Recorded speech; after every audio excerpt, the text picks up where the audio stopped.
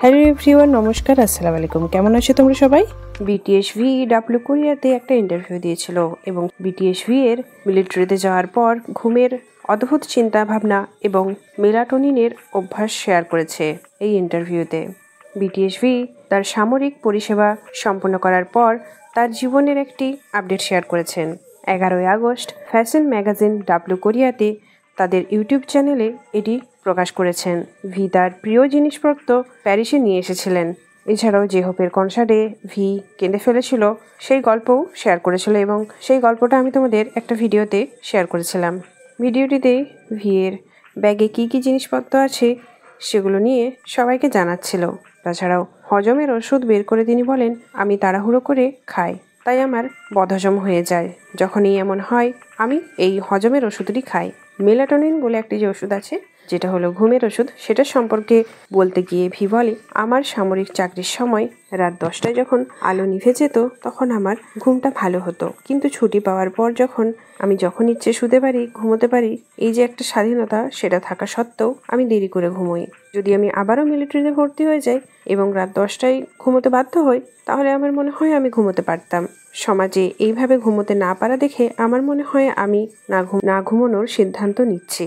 W Korea V K একটা প্রশ্ন জিজ্ঞেস করে যে রাতের ভালো ঘুমের জন্য তার নিজের রুটিন কি। তখন ভি বলে, চোখ বন্ধ করুন এবং কিছুই ভাববেন না। কিন্তু তারপর স্বীকার করেন সব ধরনের চিন্তা তার মাথায় আসে। আমি অতিরিক্ত চিন্তা করি। সম্প্রতি আমি ভাবছিলাম, যদি একটি গন্ডারের শিং আমার হৃদয়কে বিদ্ধ করে, তাহলে কি আমি তাৎক্ষণিকভাবে মারা যাব, নাকি প্রায় 10 সেকেন্ড বেঁচে থাকবো? ঘুমোতে যাওয়ার পর তার এই সমস্ত চিন্তা ভাবনা চলে আসে এবং সেই জন্য তার ঘুম ঠিক মতো হয় না। আমি মেলাটোনিন নেই, তাই আমি এই ধরনের জিনিস নিয়ে আর ভাবি না। ভি আরও একটা জিনিস স্বীকার করেন, ডাব্লিউ কোরিয়াতে ফটো নেওয়ার আগের রাতে প্রচুর পরিমাণে সে ড্রিঙ্ক করেছিল এবং ড্রিঙ্ক করার ফলে তার ঘুম ভালো হয়েছিল, যার ফলে সে হাসির খোরাকও হয়েছিল। তো চলো জানা যাক ভি এর ব্যাগে কি কি আছে।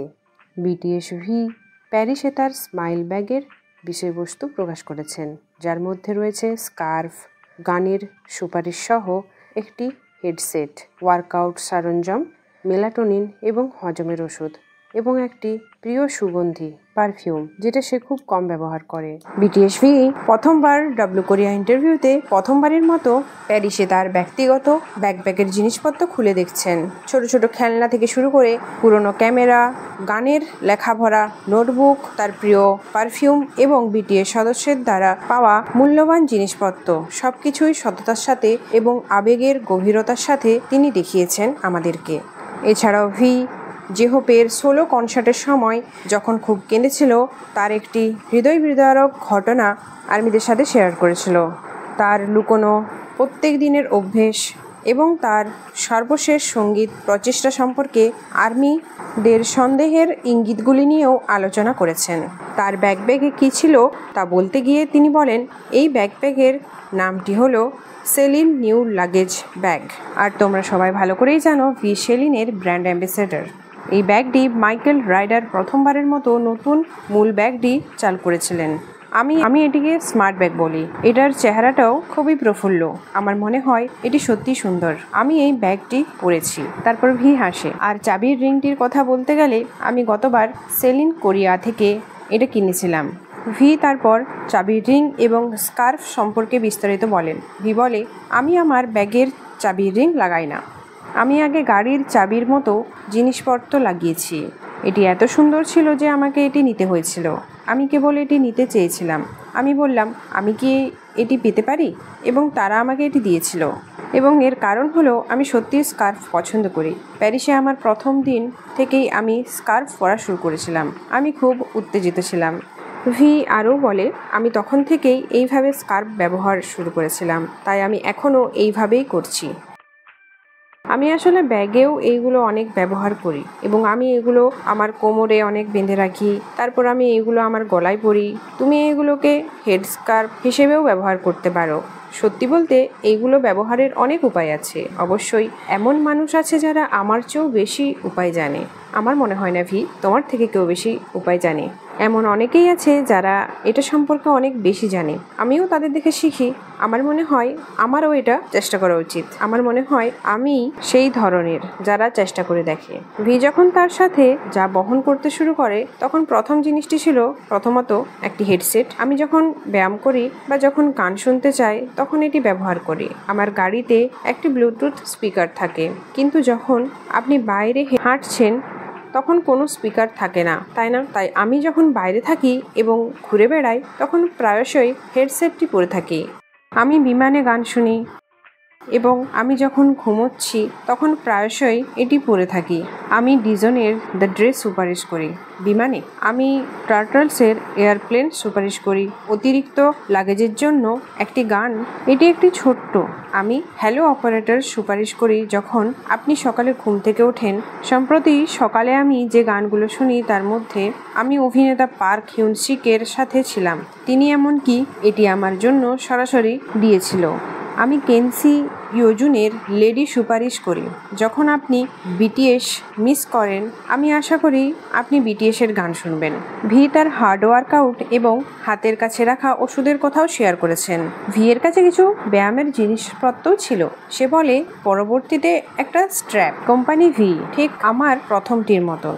আমি বুঝতে পেরেছিলাম যে আমার বাড়িতে ব্যায়াম করা উচিত নয়। এটা আমার হাড়ে ব্যায়াম করার পর আমার জিমে যাওয়া উচিত অথবা বাইরে ব্যায়াম করা উচিত। সেখানেই তুমি সত্যিই একটা সঠিক ব্যায়াম করতে পারো। এটা বুঝতে পেরে আমি আমার ব্যায়ামকে একটু নিরাপদ করার জন্য কিছু জিনিস কিনেছি। আমার ক্ষেত্রে আমি আগে 3 ভাগের রুটিন করতাম, কিন্তু এখন আমি 2 ভাগের রুটিনে চলে এসেছি। আমার সামরিক কাজের সময় অর্থাৎ মিলিটারির সময় আমি সপ্তাহের প্রতিটি দিন কোনো ব্রেক ছাড়াই ব্যায়াম করতাম। আমি খুব কমই একদিন এড়িয়ে যেতাম এবং ব্যায়াম করতে থাকতাম। যদি আমি সত্যিই কোনো সেশন মিস করতাম তাহলে আমি সপ্তাহে প্রায় 6 দিন ব্যায়াম করতাম। কিন্তু ছুটি পাওয়ার পর আমার হাতে খুব বেশি সময় থাকে না। তাই যদি আমার সময় থাকে তবুও আমি সুস্থ থাকতে চাই। আমি নিয়মিত ব্যায়াম করার চেষ্টা করছি। আমার ক্ষেত্রে যারা ব্যক্তিগত প্রশিক্ষণ আমাকে সাহায্য করেন তারা এত বিশাল মানুষ।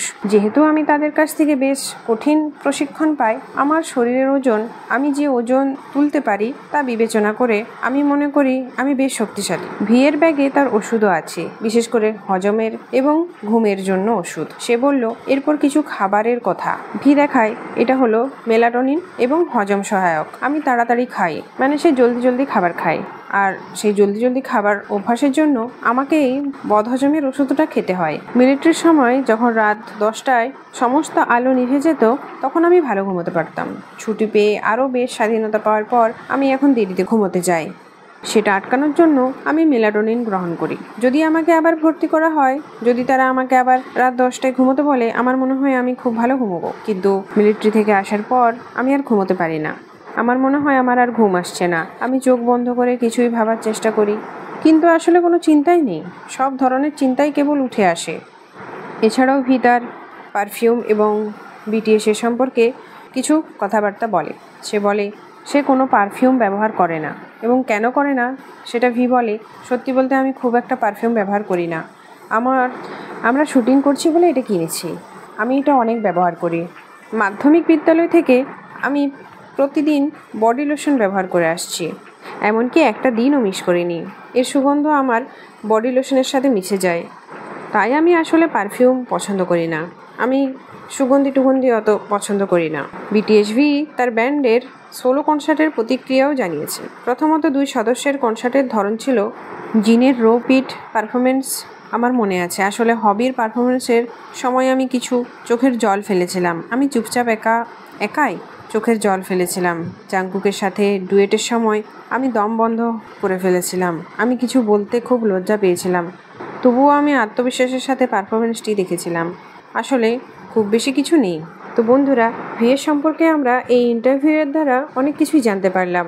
ভি তার ব্যাগে কী রাখে, সে ঘুমানোর ওষুধ খায়, হজমের ওষুধ খায় এবং জিহোপের কনসার্টে তার কাঁদা, এই সমস্ত কিছু শেয়ার করেছে আর্মিদের সাথে।